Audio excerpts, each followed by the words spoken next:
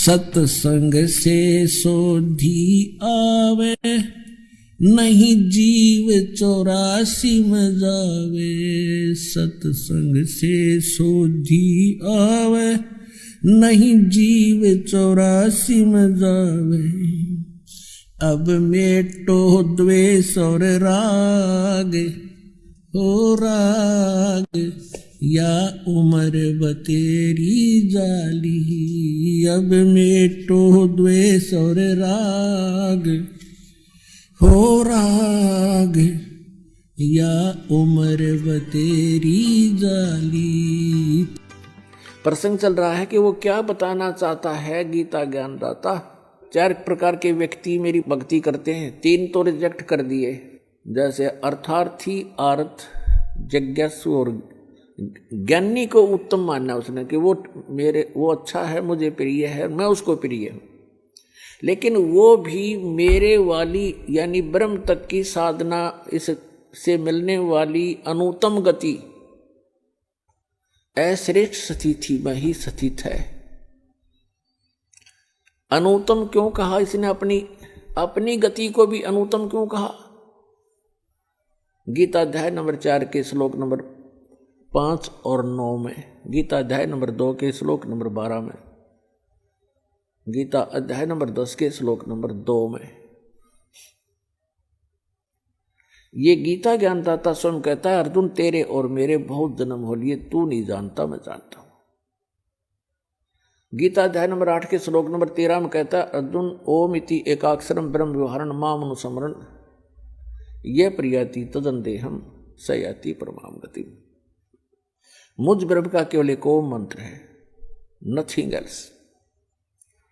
और इसकी साधना उच्चारण करके जाप करता हुआ जो अंतिम श्वास तक भी इसका जाप करता हुआ शरीर छोड़कर जाता है, ओम से मिलने वाली परम गति को प्राप्त होता है।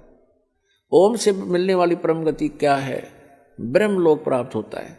यजुर्वेद अध्याय नंबर 40 के मंत्र नंबर 17 में स्पष्ट कहा है वेद ज्ञानदाता ने कि वो परमात्मा तो प्रोक्ष है, ऊपर रहता है, गुप्त है, और मैं ब्रह्म हूं, और मैं ऊपर दिव्य लोक ब्रह्म, दिव्य आकाश रूपी ब्रह्म लोक में रहता हूं। श्री देवी भागवत के अंदर, श्री देवी पुराण में 7वें स्कंद में 562 से 563 564 पृष्ठ तक ये स्पष्ट किया है। हिमालय को ज्ञान देते हुए श्री देवी जी कह रही है कि राजा हिमालय, उस परमात्मा के विषय में जानकारी बताती हूं मैं।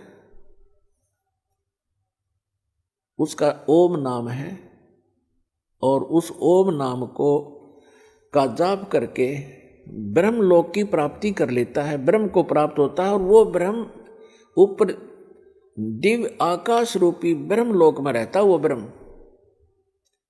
और तुम्हारा कल्याण हो, ओम नाम का जाप करो, ब्रह्म पाने का उद्देश्य रखो, वो ब्रह्म लोक में रहता है वो ब्रह्म। तो पुण्यात्मा, ओम नाम के जाप से ब्रह्म लोक प्राप्ति होती है। श्रीमद् भगवत गीता अध्याय नंबर 8 के श्लोक नंबर 16 में कहा कि अर्जुन, ब्रह्म लोक में गए हुए प्राणी भी पुनरावृत्ति में है। 8वें अध्याय के 13वें श्लोक में अपनी साधना का मंत्र बताते हैं कि इसके अतिरिक्त कोई मंत्र नहीं है, उसके अतिरिक्त कोई नाम जाप कराते हैं।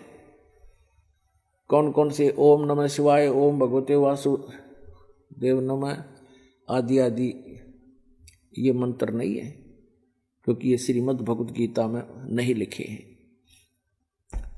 8वें अध्याय के 5 और 7 में ये खुद कहता है कि अर्जुन मेरी भक्ति कर, मुझे ही प्राप्त होगा, लेकिन युद्ध करना पड़ेगा, यह शांति नहीं हो सकती। गीता अध्याय नंबर 8 के श्लोक नंबर 1 में अर्जुन ने पूछा कि आप जी ने जो 7वें अध्याय के 29वें श्लोक में बताया है कि तत्ब्रह्म को जान के और सारे अध्यात्म स्पिरिचुअल नॉलेज से, कंप्लीट स्पिरिचुअल नॉलेज, संपूर्ण अध्यात्म ज्ञान से परिचित और सभी कर्मों से परिचित प्राणी केवल जरा और मरण के इस संकट से छूटने का प्रयत्न करता है। जरा माने बुढ़ापा, बुढ़ापे का दुख, मरण माने मृत्यु का कह रहे, ये दोनों दुख यहाँ पर कंपलसरी। तो जिसको ये ज्ञान हो जाता है, जो तत्वदर्शी संत की शरण में चले जाते हैं, उनको तो संपूर्ण अध्यात्म ज्ञान प्राप्त हो जाता है। फिर वो केवल उस तत्ब्रह्म से परिचित हो जाते हैं, तत्ब्रह्म से और सारे अध्यात्म ज्ञान से, सब कर्मों से। जैसे कोई किसी से कोई धोखा करेगा तो उसका फल भोगना पड़ेगा, चोरी करेगा तो वो देना पड़ेगा, उसके गधा बन कर देना पड़ेगा। तो ये कर्मों से परिचित हो जाने के उपरांत प्राणी गलती नहीं करेगा, भूखा रह सकता है। तो फिर क्या बताया है कि अर्जुन ने पूछा 8वें अध्याय के प्रथम मंत्र में, वे किम तत्ब्रह्म, वो तत्ब्रह्म क्या है। 8वें अध्याय के तीसरे श्लोक में गीता जी में गीता ज्ञानदाता कहता वो परम अक्षर ब्रह्म है, यानी गीता ज्ञानदाता से अन्य है। श्रीमद् भगवत गीता अध्याय नंबर 1 से लेकर 4 और 16 और 17 में परमात्मा की परिभाषा कोड वर्डों में बहुत कुछ डिफाइन है, वर्णित है। उल्टा लटका हुआ संसार रूपी वृक्ष है, ऊपर को जड़ तो पूर्ण परमात्मा है, उसका तना अक्षर पुरुष है, उसमें से एक मोटी डार निकलती है, वो सरपुरुष जानो, और उसकी 3 शाखा हैं, वो रजगुण ब्रह्मा, सतगुण विष्णु, तमगुण शिव जी और पात रूप संसार। ये परमात्मा ने आके बताया कि अक्षर पुरुष एक पेड़ है, सरपुरुष वा की डार और तीनों देवा शाखा है, ये पात रूप संसार। 15वें अध्याय के प्रथम मंत्र में तत्वदर्शी संत की पहचान भी बता दी है कि जो संत इस उल्टे लटके हुए संसार रूपी वृक्ष के सभी विभाग बता देगा, तना कौन भगवान है, उसकी डार कौन है, शाखा कौन है, पत्ते क्या है, स वेदवित, वो वेद के तात्पर्य को जानने वाला तत्वदर्शी संत है। 15वें अध्याय के तीसरे श्लोक में कहा कि उसके पश्चात उस तत्वदर्शी संत की प्राप्ति के उपरांत इस अज्ञान रूप गुत्थी को उस तत्व ज्ञान रूपी शस्त्र से काट के, उसके पश्चात 15वें अध्याय के चौथे श्लोक में कहा कि उसके पश्चात परमेश्वर के उस परम पद की खोज करनी चाहिए, जहां जाने के बाद साधक फिर लौट कर कभी संसार में नहीं आता। और जिस परमेश्वर ने सब ब्रह्मांडों की रचना की है, केवल उसी की भक्ति करनी चाहिए। गीता ज्ञानदाता स्वयं दृढ़ कर रहा है कि और किसी की भक्ति नहीं करना, मेरी भी मत करना। उसके पाने का मंत्र बता 17वें अध्याय के 23वें श्लोक में गीता जी में, ओम तत्सत इति निर्देश है ब्रह्मण त्रिवेद समर्थ ब्राह्मणा तेन वेदा च यगा च विहिता पुरा, कि उस सच्चिदानंद घन ब्रह्म की यानी परम अक्षर ब्रह्म के पाने के 3 मंत्र के जाप का निर्देश है। निर्देश mean final direction, nothing else. 18वें अध्याय के 62वें श्लोक में कहा कि अर्जुन तू सर्वभाव से उस परमेश्वर की शरण में जा, उसकी कृपा से तू परम शांति को और सनातन परम धाम को प्राप्त होगा, शाश्वत स्थान को प्राप्त होगा, जहां जाने के बाद फिर कभी मृत्यु नहीं होती। श्रीमद् भगवद गीता अध्याय नंबर 8 के श्लोक नंबर 5 और 7 में तो अपनी साधना बताता है कि मेरी भक्ति कर मुझे प्राप्त होगा, युद्ध करना पड़ेगा, और युद्ध करना है वहां शांति नहीं। फिर गीता अध्याय नंबर 8 के श्लोक नंबर 8, 9, 10 में स्पष्ट कर दिया है कि जो उसकी भक्ति करता है, उस परम अक्षर ब्रह्म की भक्ति करता है, तत्वदर्शी संत की शरण में जाकर उसको प्राप्त होता है। अंत समय में भक्ति के बल से, इस भक्ति की कमाई से फिर 18वें अध्याय के 66वें श्लोक में निर्णायक ज्ञान दे दिया है। उसमें कह दिया कि सर्वधर्मान परित्यज माम एकम शरणं व्रज अहम तवा सर्व पापेभ्यः मोक्षामि मा शुच। गीता ज्ञानदाता कहता है कि यदि तूने उस परमेश्वर की शरण में जाना है, जाने के बाद फिर लौट कर नहीं आना है, शाश्वत स्थान को प्राप्त करना है, तो मेरे सत्र की जितनी पूजाएं हैं वो मुझे छोड़ दे। ओम नाम का जाप, ये 5 यज्ञ हम इस काल के सत्र की करते हैं, ताकि इसका ऋण देकर इसके यहाँ का, क्योंकि हम इसके होटल में रह रहे हैं, इसका कर्जा हम पर चढ़ रहा है। पहले हम क्या गलती करते रहे, ऋषि बनकर ओम नाम का जाप करते, यज्ञ करते कराते, हम ब्रह्मलोक में चले जाते। वहाँ इसका होटल है, वहाँ 25% चार्ज लेता, हमारे से सुविधा सारी दे देता, नाचने गाने सारे गंदे कर्म जो कहीं पृथ्वी पर ना उपलब्ध हो वहाँ होते हैं, और उसको ये स्वर्ग कहा करते, महास्वर्ग। हम अपनी पूंजी को वहाँ नाश करके और फिर पाप भी भोगते, और फिर 84 लाख योनियों भोगते, और यहीं धक्के खाते रहे।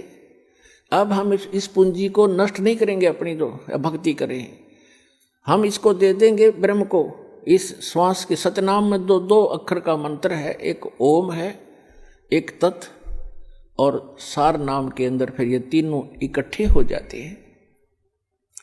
तो हम जो ओम नाम के जाप की कमाई इसको दे देंगे, ये ब्रह्म की है। ये सोम भी कहता 18वें अध्याय के 66वें श्लोक में, सर्वधर्मान परित्यज माम एकम शरणम व्रज।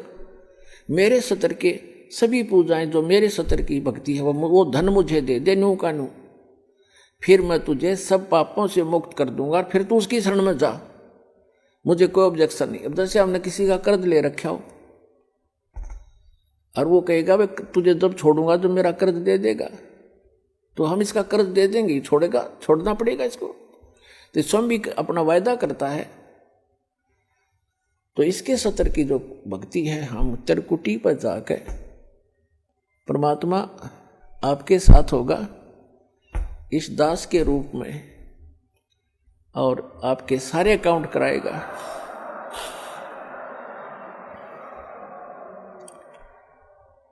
और वहां पर आपके एडवोकेट का काम करेगा परमात्मा इस दास के रूप में। और ये सारे मंत्र बोल बोल सुनाओगा वहां जाकर धर्मराज के दरबार में कि लो जी, आपके विधान में है सर्वधर्मान परित्यज माम एकम शरणम व्रज, उसके सतर की ये पूंजी पकड़ो।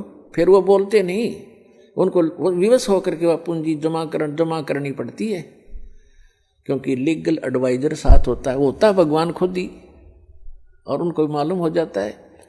तो इस प्रकार पुण्यात्माओं, किसी भी ऑफिस में आप जाते हो और आपका एडवोकेट साथ हो, तो वो आधे वैसे डिप्रेस हो जाते हैं कि जानकार आदमी है, वो अटपट करोगे तो तुम्हारी फिर बात बिगड़ जाएगी।